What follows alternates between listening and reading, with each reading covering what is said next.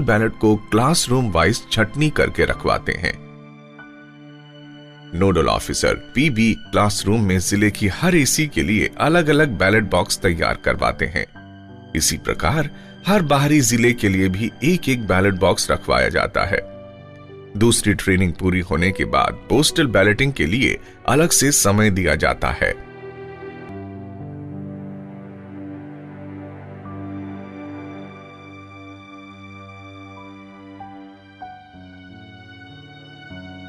सभी polling personal को classroom में ही पोस्टल बैलेट इशू किए जाते हैं और इसकी रिसीविंग ली जाती है।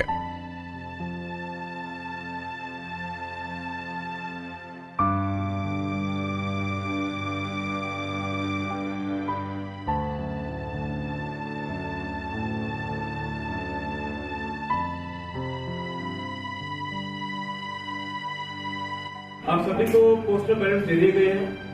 फॉर्म 13 है आपके पास है, वो यहाँ पे एड्रेस कराई, हमारे गेस्टेड ऑफिसर यहाँ पे बैठे हुए हैं और सीक्रेट कंपार्टमेंट में उसको अपना अंकित करके जो भी आपके respective assembly constituency wise boxes हैं उस पर डाल दीजिए।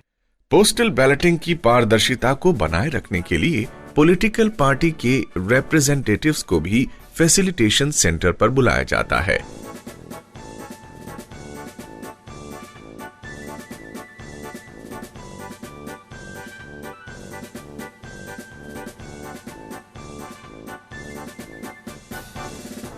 पोस्टल बैलेट मिलने के बाद चुनाव कर्मी डिक्लेरेशन ऑफ इलेक्टर यानी कि फॉर्म 13A को गैजेटेड ऑफिसर के पास लेकर जाता है और अपनी आइडेंटिफिकेशन का डॉक्यूमेंट प्रोड्यूस करता है।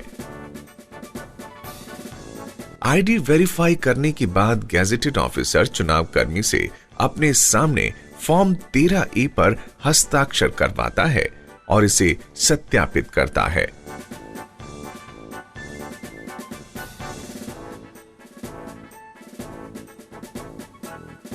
अगर इसमें पोस्टल बैलेट का नंबर नहीं लिखा हो तो कवर ए से पोस्टल बैलेट का नंबर फॉर्म 13A पर डाला जाता है।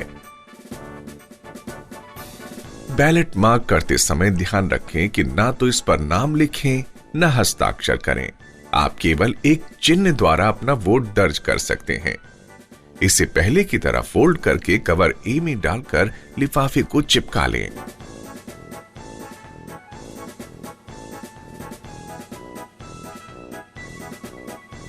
अब कवर ए और फॉर्म 13A को कवर बी में डालकर बंद कर लें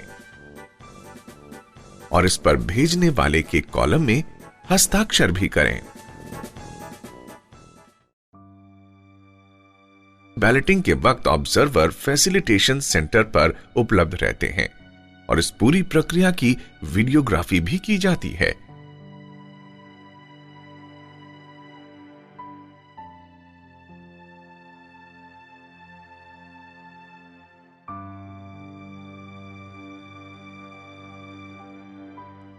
रिटर्निंग ऑफिसर के ऑफिस में भी एक ड्रॉप बॉक्स लगाया जाता है जिसमें पोस्टल बैलेट डाले जा सकें। ये सब प्रक्रिया पुलिस पर्सनल को पोस्टल बैलेट इशू करने के लिए दोहराई जाती है।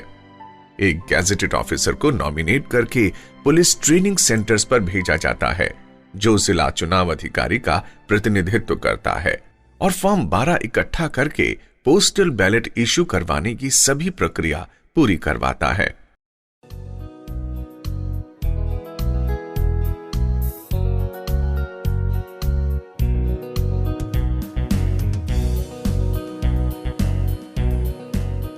बैलेटिंग के बाद उसी दिन नोडल ऑफिसर फैसिलिटेशन सेंटर पर पॉलिटिकल पार्टीज के रिप्रेजेंटेटिव्स के सामने बैलेट बॉक्सेस खाली करवाते हैं।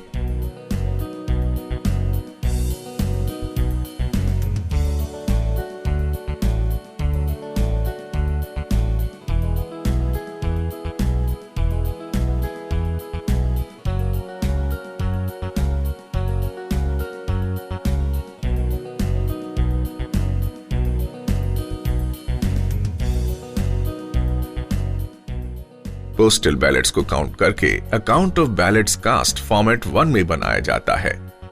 इस पर रिप्रेजेंटेटिव्स के साइन लिए जाते हैं और इसकी एक कॉपी उन्हें दी जाती है। फिर क्यूमुलेटिव फिगर्स के लिए फॉर्मेट 2 तैयार किया जाता है। इस पूरी प्रक्रिया के दौरान ऑब्जर्वर उपस्थित रहते हैं और इसकी वीडियोग्राफी भी की जाती है। आपकी ठीक है sir, satisfied with the process? Okay, thank you.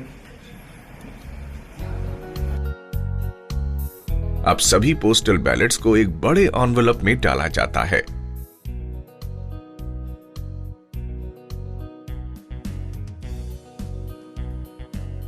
इस पर फैसिलिटेशन सेंटर की डिटेल, एसी का नाम, नंबर, बैलेट्स की संख्या और डेट लिखकर आरओ के पास भेज दी जाती है, जो इन्हें अपने यहां बनाए गए स्पेशल स्ट्रांग रूम में रखते हैं।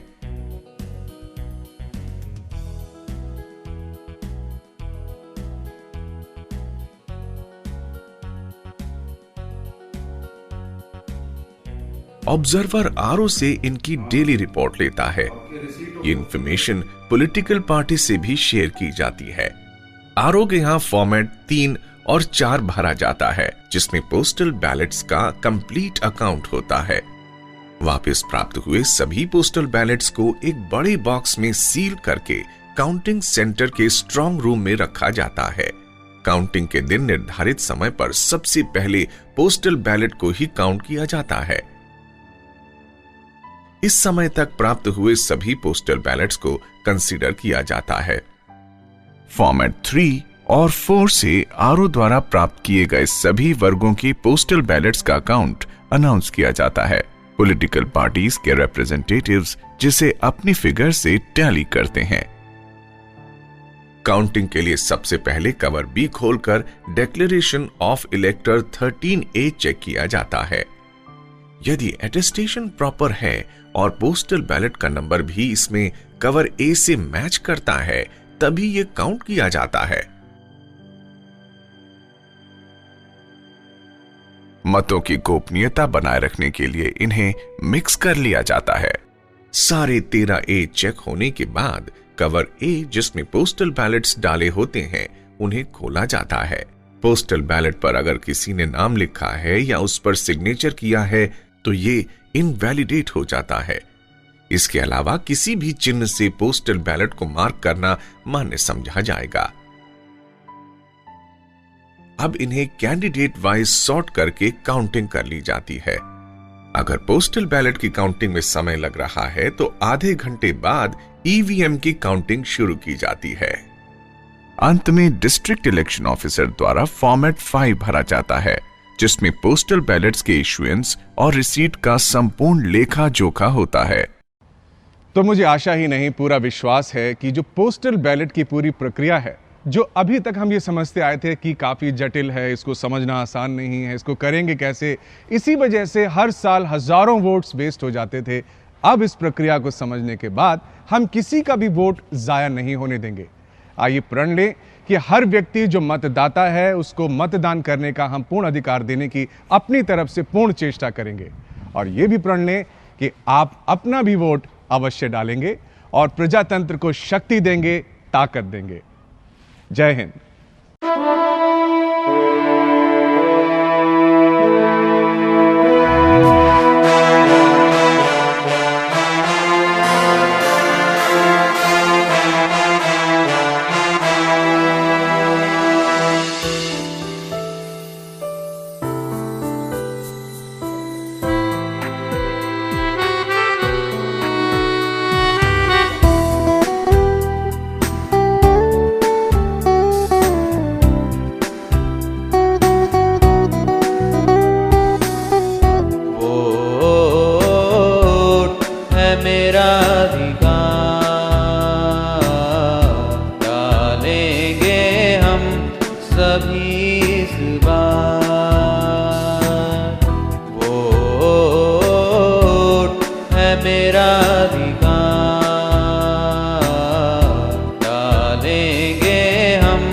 सभी